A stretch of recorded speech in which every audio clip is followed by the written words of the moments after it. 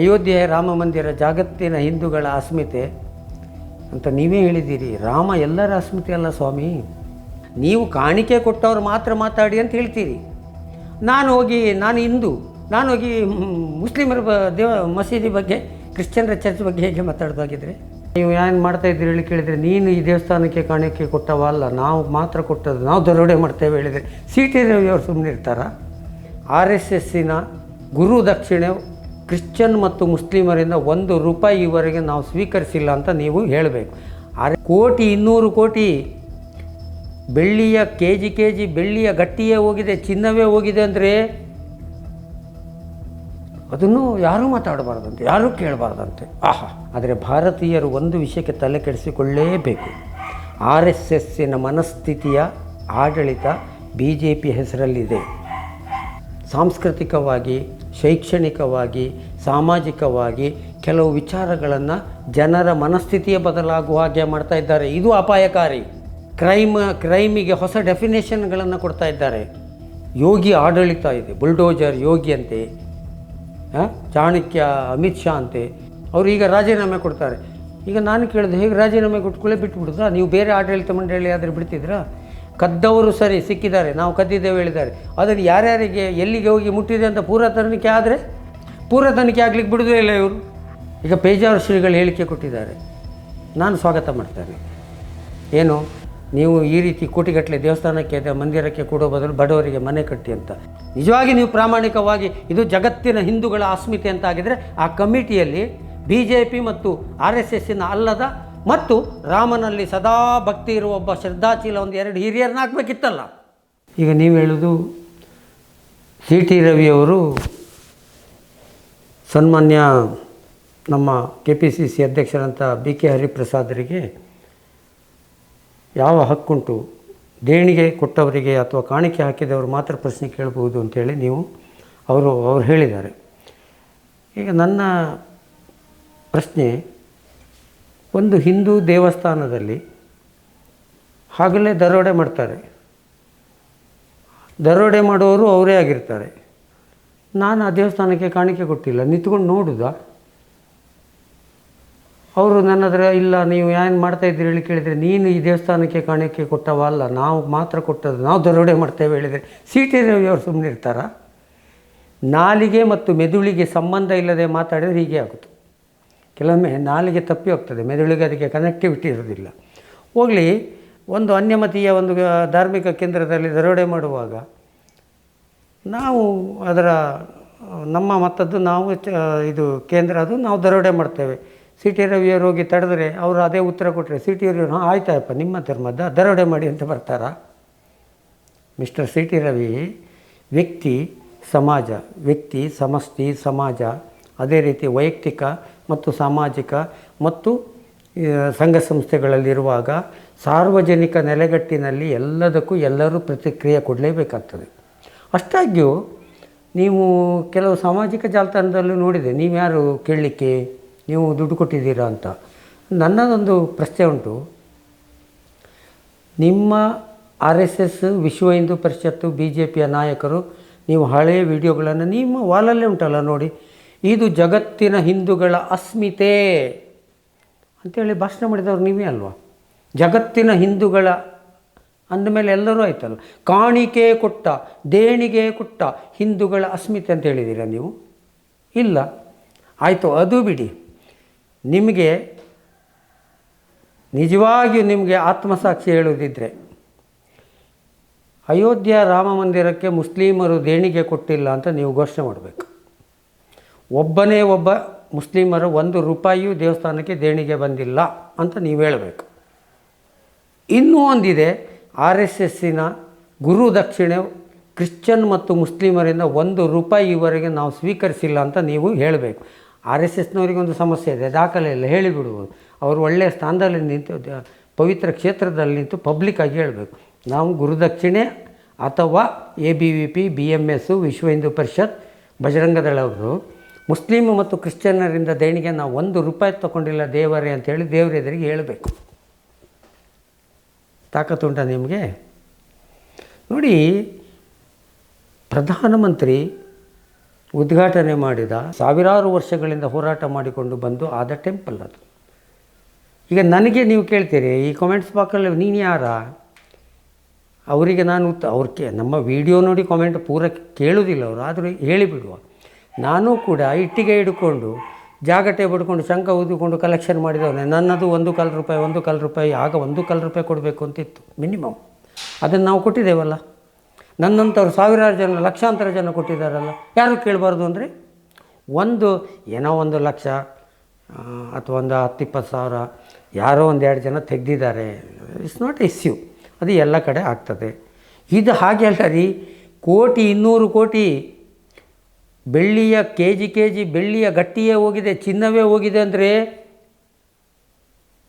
ಅದನ್ನು ಯಾರೂ ಮಾತಾಡಬಾರ್ದಂತೆ, ಯಾರೂ ಕೇಳಬಾರ್ದಂತೆ. ಆಹಾ ನೋಡಿ, ಅಯೋಧ್ಯ ದೇವಸ್ಥಾನ ಇತ್ತೀಚೆಗೆ ಅದು ಶಂಕುಸ್ಥಾಪನೆಯಾಗಿ ಹೊಸ ದೇವಸ್ಥಾನ ಆದದ್ದು. ಇಂತಹ ಕೋಟ್ಯಾಂತರ ರೂಪಾಯಿ ಹಣ ಬರುವ ಬೇಕಾದಷ್ಟು ದೇವಸ್ಥಾನಗಳು ಭಾರತದಲ್ಲಿದೆ.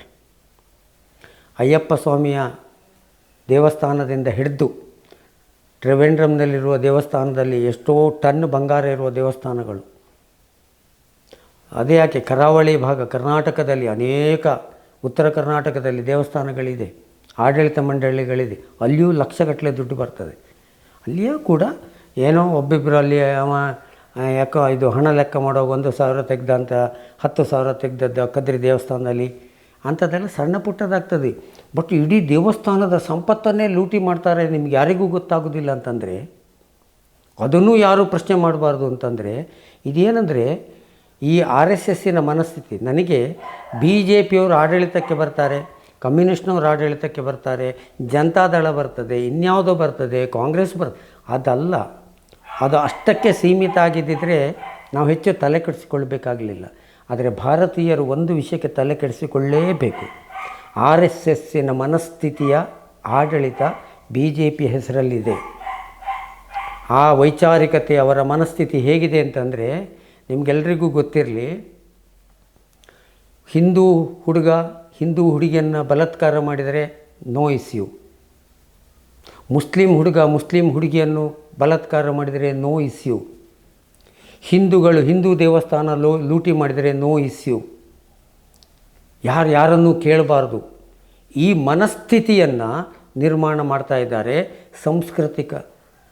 ಸಾಂಸ್ಕೃತಿಕವಾಗಿ, ಶೈಕ್ಷಣಿಕವಾಗಿ, ಸಾಮಾಜಿಕವಾಗಿ ಕೆಲವು ವಿಚಾರಗಳನ್ನು ಜನರ ಮನಸ್ಥಿತಿಯೇ ಬದಲಾಗುವ ಹಾಗೆ ಮಾಡ್ತಾ ಇದ್ದಾರೆ. ಇದು ಅಪಾಯಕಾರಿ. ಕ್ರೈಮಿಗೆ ಹೊಸ ಡೆಫಿನೇಷನ್ಗಳನ್ನು ಕೊಡ್ತಾ ಇದ್ದಾರೆ. ಮತ್ತು ಇಡೀ ಹಿಂದೂ ಸಮಾಜ ಅಂತಂದರೆ ನಾವೇ, ಅದು ಹಿಂದೂ ಸಮಾಜವೂ ಒಪ್ಪುವುದಿಲ್ಲ ಮತ್ತು ಅದನ್ನು ಒಪ್ಪಿಸಲಿಕ್ಕೂ ಸಾಧ್ಯ ಇಲ್ಲ ಬಿಡಿ. ಆದರೂ ಆ ಮನಸ್ಥಿತಿ ಡೆವಲಪ್ಮೆಂಟ್ ಆಗ್ತಾಯಿದೆ ಅಲ್ಲ. ನಮ್ಮ ಪಕ್ಷದವರು ಇದ್ದಾರೆ, ನೋ ಈಗ ಆಡಳಿತ ಇದರಲ್ಲಿ ಇರೋದೆಲ್ಲ ನೀವೇ ಅಲ್ಲ ರೀ. ಹೊಸ ದೇವಸ್ಥಾನ, ಹೊಸದಾಗಿ ಇದು ಸಂಘಟಿತವಾದಂಥ ಪುನರ್ನಿರ್ಮಾಣವಾದಂಥ ದೇವಸ್ಥಾನ, ಅದರ ಆಡಳಿತ ಮಂಡಳಿಗೆ ಇದು ಗೊತ್ತಾಗೋದಿಲ್ಲ. ಯೋಗಿ ಆಡಳಿತ ಇದೆ, ಬುಲ್ಡೋಜರ್ ಯೋಗಿ ಅಂತೆ, ಚಾಣಕ್ಯ ಅಮಿತ್ ಶಾ ಅಂತೆ. ಇವರ ವಿಶ್ವ ಹಿಂದೂ ಪರಿಷತ್ತಿನ 2 ದಿಗ್ಗಜರು ಆ ಆಡಳಿತ ಮಂಡಳಿಯ ಮೊದಲ 2 ಮುಖ್ಯಸ್ಥರು. ಅವರು ಈಗ ರಾಜೀನಾಮೆ ಕೊಡ್ತಾರೆ. ಈಗ ನಾನು ಕೇಳಿದೆ, ಹೇಗೆ ರಾಜೀನಾಮೆ ಕೊಟ್ಕೊಳ್ಳೆ ಬಿಟ್ಬಿಡುದಾ? ನೀವು ಬೇರೆ ಆಡಳಿತ ಮಂಡಳಿ ಆದರೆ ಬಿಡ್ತಿದ್ರಾ? ಕದ್ದವರು ಸರಿ ಸಿಕ್ಕಿದ್ದಾರೆ, ನಾವು ಕದ್ದಿದ್ದೇವೆ ಹೇಳಿದ್ದಾರೆ. ಅದನ್ನು ಯಾರ್ಯಾರಿಗೆ ಎಲ್ಲಿಗೆ ಹೋಗಿ ಮುಟ್ಟಿದೆ ಅಂತ ಪೂರ ತನಿಖೆ ಆದರೆ, ಪೂರ ತನಿಖೆ ಆಗಲಿಕ್ಕೆ ಬಿಡೋದೇ ಇಲ್ಲ ಇವರು. ಪೂರ ತನಿಖೆ ಆದರೆ ಯಾರ್ಯಾರು ಕುತ್ತಿಗೆಗೆ ಬರ್ತದೆ. ಇದು ರಾಮನ ಶಾಪ. ಆಗಲೇ ಸ್ಥಾಪನೆ ಮಾಡುವಾಗಲೇ ಹೇಳಿದರು ಅದೇನೋ ಧಾರ್ಮಿಕವಾಗಿ ಸರಿ ಮಾಡಿಲ್ಲ ಅಂತ. ಈಗ ಪೇಜಾವರ ಶ್ರೀಗಳು ಹೇಳಿಕೆ ಕೊಟ್ಟಿದ್ದಾರೆ, ನಾನು ಸ್ವಾಗತ ಮಾಡ್ತೇನೆ. ಏನು, ನೀವು ಈ ರೀತಿ ಕೋಟಿಗಟ್ಟಲೆ ದೇವಸ್ಥಾನಕ್ಕೆ ಮಂದಿರಕ್ಕೆ ಕೊಡೋ ಬದಲು ಬಡವರಿಗೆ ಮನೆ ಕಟ್ಟಿ ಅಂತ. ಇದು ಧಾರ್ಮಿಕ ಕ್ರಾಂತಿಯ ಮತ್ತು ಧಾರ್ಮಿಕ ಸುಧಾರಣೆಯ ಮಾತು. ಆ ಗುರುಗಳಿಗೆ ಅಭಿನಂದನೆಗಳು. ಇದನ್ನು ಜನ ಪಾಲಿಸಬೇಕು. ದೇವಸ್ಥಾನಕ್ಕೆ, ಮಠಕ್ಕೆ, ಮಂದಿರಕ್ಕೆ. ಈಗ ಕೊನೆಯದಾಗಿ ನೀವು ಮಸೀದಿ ಬಗ್ಗೆ ಮಾತಾಡಿ, ನೀವು ಚರ್ಚ್ ಬಗ್ಗೆ ಮಾತಾಡಿದೆ. ಅಲ್ಲ ಮಾರಾಯ, ಇದು ನೀವು ಕಾಣಿಕೆ ಕೊಟ್ಟವ್ರು ಮಾತ್ರ ಮಾತಾಡಿ ಅಂತ ಹೇಳ್ತೀರಿ. ನಾನು ಹಿಂದೂ, ನಾನು ಹೋಗಿ ಮುಸ್ಲಿಮರ ಮಸೀದಿ ಬಗ್ಗೆ, ಕ್ರಿಶ್ಚಿಯನ್ರ ಚರ್ಚ್ ಬಗ್ಗೆ ಹೇಗೆ ಮಾತಾಡೋದಾಗಿದ್ದರೆ? ಅಲ್ಲಿಯೂ ಕೂಡ ವ್ಯವಸ್ಥೆಗಳಿದೆ. ಚರ್ಚಿನಲ್ಲಿ ಕೂಡ ಕೋಟ್ಯಾಂತರ ರೂಪಾಯಿ ಆಸ್ತಿ ಇದೆ. ಮಸೀದಿಗಳಲ್ಲಿ ಕೂಡ ವಕ್ಫ್ ಆಸ್ತಿಗಳಿದೆ. ಮಸೀದಿಯಲ್ಲಿ ಕಾಣಿಕೆ ಡಬ್ಬಿ ಇಲ್ಲ, ಮಸೀದಿ ಚರ್ಚಿನಲ್ಲಿ. ಆದರೂ ಅಲ್ಲಿ ಸಣ್ಣ ಪುಟ್ಟ ವ್ಯವಹಾರಗಳಾದಾಗ ಅವರು ಪ್ರತಿಭಟನೆ ಮಾಡ್ತಾರೆ, ಆ ಕೇಸ್ ಆಗ್ತದೆ, ಅವರು ಮಾತಾಡ್ತಾರೆ. ಈಗ ನಾನು ಹೇಳ್ತೇನೆ, ಈಗ ನಾನು ನೇರವಾಗಿ ಹೇಳ್ತೇನೆ, ನೋಡಿ, ದೇವರು ಹೇಳುವಂಥದ್ದು, ದೇವರು ಗಾಡ್ ಹಿಂದೂಗಳಲ್ಲಿ ಅದು ಪ್ರಾರಂಭದಲ್ಲಿ ಸತ್ ಅಂತ ಕರೀತಾರೆ. ಅಂದರೆ ಅದು ಒಂದು ಸೃಷ್ಟಿಯ ಎನರ್ಜಿ. ಈ ಸೃಷ್ಟಿಯನ್ನು ಯಾವುದೋ ಒಂದು ಎನರ್ಜಿ ಮಾಡಿದೆ, ಶಕ್ತಿ ಮಾಡಿದೆ. ಆ ಶಕ್ತಿಗೆ ಪರಮ ಆತ್ಮ, ಆ ಆತ್ಮದ ಒಂದು ಅಂಶವೇ ನಾವೆಲ್ಲರೂ ಅಂತ ಹೇಳುವಂಥ ಒಂದು ನಂಬಿಕೆಯಲ್ಲಿರುವವರು ನಾನು ಕೂಡ. ಆತ್ಮ ಮತ್ತು ಪರಮಾತ್ಮನ ನಡುವೆ ಸಂವಾದ ಆಗಲಿಕ್ಕೆ ಹಾಗೆ ನೋಡಲಿಕ್ಕೆ ಹೋದರೆ ಯಾವುದೂ ಬೇಡ. ಮಠ, ಮಂದಿರ, ಚರ್ಚು, ಮಸೀದಿ ಎಲ್ಲ ಬೇಡ. ಎಕರೆಗಟ್ಟಲೆ ಜಾಗ, ಕೋಟಿಗಟ್ಟಲೆ ದುಡ್ಡು. ಅದು ಮಸೀದಿ ಆಗಲಿ, ಚರ್ಚ್ ಆಗಲಿ, ಈ ದೇವಸ್ಥಾನಗಳು ಕೋಟಿಗಟ್ಟಲೆ ಸಂಗ್ರಹ. ಹಿಂದೂಗಳಿಗೇನು ಲಾಭ, ಮುಸ್ಲಿಮರಿಗೇನು ಲಾಭ? ಅದನ್ನು ಅವರ ಸಮಾಜಕ್ಕಾದರೂ ಅದನ್ನು ಹಂಚಬೇಕು ಹೇಳುವಂಥದ್ದು ಮಾತಾಡಿದರೂ ಧರ್ಮ ವಿರೋಧಿ, ನಾಸ್ತಿಕ. ಅದಕ್ಕೆ ಈ ಶೇಖರಣೆ ಬಗ್ಗೆಯೂ ಮಾತಾಡಬೇಕಲ್ಲ. ಇನ್ನು ನಾವು ಕೋಟಿಗಟ್ಟಲೆ ಶೇಖರಣೆ ಮಾಡಿ ಏನು ಅಲ್ಟಿಮೇಟ್ಲಿ ಏನು? ಆ ದೇವಸ್ಥಾನದ ಕಾಣಿಕೆ ಹಾಕಿದ ಭಕ್ತರಿಗಾದರೂ ಸಹಾಯ ಆಗಬೇಕಲ್ಲ ಸರ್. ಆ ಮಸೀದಿಯಲ್ಲಿ ವಕ್ಫು ಅದು ಇದು ಕೋಟಿಗಟ್ಟಲೆ ಕೊಟ್ಟಿದ್ದಾರೆ, ಆ ಬಡವರೇ ಮುಸ್ಲಿಮರಿಗಾದರೂ ಏನಾದರೂ ಸಹಾಯ ಆಗಬೇಕಲ್ಲ. ಆ ಚರ್ಚ್ಗಳು ಕೋಟಿಗಟ್ಟಲೆ ಆಸ್ತಿ ಮಾಡಿ ಇಟ್ಕೊಂಡಿದ್ದಾರೆ, ಅವರ ಚರ್ಚಿಗೆ ಕೊಟ್ಟ ಬಡವರಿಗಾದರೂ ಸಹಾಯ ಆಗಬೇಕಲ್ಲ. ಒಂದು 10 ಮನೆ ನಿರ್ಮಾಣ ಆಗಬೇಕಲ್ಲ. ಅವರ ಆರೋಗ್ಯ, ಅವರ ಶಿಕ್ಷಣ ಯಾವುದನ್ನೂ ಇಲ್ಲ. ಇದೂ ಚರ್ಚೆ ಆಗಲಿ. ಈಗ ಅದಕ್ಕೆ ನಾನು ಪೇಜಾವರ ಶ್ರೀಗಳು ಹೇಳಿದ ಮಾತನ್ನು ಸ್ವಾಗತ ಮಾಡಿ ಈಗ ಅದಕ್ಕೆ ನಾನು ಅಭಿನಂದನೆ ಸಲ್ಲಿಸ್ತಾ ಈ ಮಾತನ್ನು ಹೇಳ್ತಾ ಇದ್ದೇನೆ. ಇವರ ಬಾಯಿಂದ ಬರಬೇಕಿಂಥ ಮಾತುಗಳು. ಹಾಗಾಗಿ ಇದು ಅಯೋಧ್ಯೆ ರಾಮ ಮಂದಿರ ಜಗತ್ತಿನ ಹಿಂದೂಗಳ ಅಸ್ಮಿತೆ ಅಂತ ನೀವೇ ಹೇಳಿದ್ದೀರಿ. ರಾಮ ಎಲ್ಲರ ಅಸ್ಮಿತೆ ಅಲ್ಲ ಸ್ವಾಮಿ. ಒಂದು ದೇವಸ್ಥಾನಕ್ಕೆ ನಾನು ಹೋಗಲೇ ಇಲ್ಲ. ಈ ದೇಶದ ಎಲ್ಲ ದೇವಸ್ಥಾನಕ್ಕೂ ನಾನು ಕಾಣಿಕೆ ಹಾಕ್ಲಿಕ್ಕಾಗ್ತದ? ಹಾಗಿದ್ರೆ ಎಲ್ಲ ದೇವಸ್ಥಾನಗಳನ್ನು ಲೂಟಿ ಮಾಡಿಕೊಳ್ಳುವಾಗ ಅಯ್ಯಪ್ಪ ನಾನು ಕಾಣಿಕೆ ಹಾಕಲಿಲ್ಲ, ನನಗೆ ಸಂಬಂಧ ಇಲ್ಲ ಅಂತ ಹೇಳೋದಾ? ವಕ್ಫಿದು ಮಸೀದಿಗೆ ನೀನೇನು ಕೊಟ್ಟಿಲ್ಲ, ಇಲ್ಲಿ ಏನಾದರೂ ನೀನು ಕೇಳಬಾರ್ದು ಹೇಳೊಬ್ಬ ಮಸೀದಿ ಹೇಳಲಿಕ್ಕೆ. ಚರ್ಚಿಗೆ ನೀನೇನು ಕೊಟ್ಟಿಲ್ಲ, ಅವಾಗ ಗೆಟ್ ಔಟ್ ಅಂತ ಹೇಳಿದರೆ ಅದಕ್ಕೆ ಹೇಳೋದು ಮನಸ್ಥಿತಿಯ ನಿರ್ಮಾಣ ಆಗ್ತಾಯಿದೆ. ಈ BJP ಮುಖವಾಡದ RSSನ ಸರ್ಕಾರದಲ್ಲಿ ಒಟ್ಟು ವ್ಯವಸ್ಥೆಯನ್ನು ಕಬ್ಜಾ ಮಾಡಿಕೊಂಡು ಪ್ರಜಾಪ್ರಭುತ್ವ ವಿರೋಧಿ ಮತ್ತು ನೈಜ ಧಾರ್ಮಿಕ ವಿಚಾರಗಳ ವಿರೋಧಿ ಮನಸ್ಥಿತಿ ನಿರ್ಮಾಣ ಆಗ್ತಾಯಿದೆ. ಇದನ್ನು ನಾವೆಲ್ಲರೂ ವಿರೋಧಿಸಬೇಕು ಮತ್ತು ಇದಕ್ಕೆ ಮೋಹನ್ ಭಾಗವತ್ರವರೇ ಉತ್ತರ ಕೊಡಬೇಕು. ನೀವಲ್ಲೋ ಅಲ್ಲಿ ಅಧ್ವೈರ್ಯರಾಗಿ ಹೋಗಿ ಕೂತ್ಕೊಂಡು ಕಮಿಟಿ ಮಾಡಿದ್ದು. ಆ ಕಮಿಟಿಯಲ್ಲಿ ಒಬ್ಬ ನಿವೃತ್ತ ನ್ಯಾಯಾಧೀಶರನ್ನ ಹಾಕ್ಲಿಕ್ಕಾಗಲಿಲ್ಲ ನಿಮಗೆ? ಆ ಕಮಿಟಿಗೆ ಒಬ್ಬ ಒಳ್ಳೆಯ ವಕೀಲರನ್ನು ಹಾಕ್ಲಿಕ್ಕಾಗಲಿಲ್ಲ? ನಿಮ್ಮವ್ರನ್ನ ಹಾಕ್ತಿಯಪ್ಪ. ನಿಜವಾಗಿ ನೀವು ಪ್ರಾಮಾಣಿಕವಾಗಿ ಇದು ಜಗತ್ತಿನ ಹಿಂದೂಗಳ ಅಸ್ಮಿತೆ ಅಂತ ಆಗಿದರೆ ಆ ಕಮಿಟಿಯಲ್ಲಿ BJP ಮತ್ತು RSSನ ಅಲ್ಲದ ಮತ್ತು ರಾಮನಲ್ಲಿ ಸದಾ ಭಕ್ತಿ ಇರುವ ಒಬ್ಬ ಶ್ರದ್ಧಾಶೀಲ 1-2 ಹಿರಿಯರನ್ನ ಹಾಕಬೇಕಿತ್ತಲ್ಲ. ನೀವು ರಾತ್ರೋರಾತ್ರಿ ಕೇಂದ್ರ ಸರ್ಕಾರದ ಮೂಲಕ ಕಮಿಟಿ ಮಾಡಿಸಿಕೊಂಡ್ರಿ. ಈಗ ನನಗೆ ಗೊತ್ತಿಲ್ಲ, ನಮಗೆ ಸಂಬಂಧ ಇಲ್ಲ. ಕಳ್ಳತನ ಎಲ್ಲ ಏನು ರೀ? ಸಿಟಿ ಜಾತ್ರೆಯಲ್ಲಿ ಪಿಕ್ ಪಾಕೆಟ್ ಮಾಡ್ತಾರಂತೆ, ಸಾಮಾನ್ಯ ಅಂತೆ ಇದು. ಹಾಗಿದ್ರೆ ಅಲ್ಲಿರೋದು ದೇವಸ್ಥಾನದಲ್ಲಿರೋ ಪಿಕ್ ಪಾಕೆಟ್ ಮಾಡುವವರ ಅವ್ರನ್ನ ತಗೊಂಡೋಗಿ ಗುರ್ತುಗೊಳಿಸಿದ್ದು ನೀವು. ಹಾಗಾಗಿ BK ಹರಿಪ್ರಸಾದರವರ ಹೇಳಿಕೆಗೆ ಏನು ಅವರು ರವಿಯವರು ಕೌಂಟ್ರ್ ಅಂತ ಕೊಟ್ಟಿದ್ದಾರೆ, ಅದು ತೀರಾ ಬಾಲಿಶ, ಅಪ್ರಬುದ್ಧ ಮತ್ತು ಧರ್ಮ ವಿರೋಧಿ, ದೇವ ವಿರೋಧಿ. ನಮ್ಮ ಕಾರ್ಯಕ್ರಮಗಳನ್ನು ನೀವು ನೋಡ್ತಾ ಇದ್ರೆ ನಮ್ಮ ಚಾನೆಲ್ ಅನ್ನ ಸಬ್ಸ್ಕ್ರೈಬ್ ಮಾಡಿ, ಪಕ್ಕದ ಬೆಲ್ ಐಕಾನ್ ಒತ್ತಿ ನಮ್ಮನ್ನ ಬೆಂಬಲಿಸಿ. ಹಾಗೆ ನಮ್ಮ ಕಾರ್ಯಕ್ರಮಗಳನ್ನ ಲೈಕ್ ಮಾಡಿ, ಕಮೆಂಟ್ ಮಾಡಿ, ಅದನ್ನ ಬೇರೆಯವರಿಗೂ ವಾಟ್ಸ್ಆಪ್ ಮೂಲಕ ಶೇರ್ ಮಾಡಿ.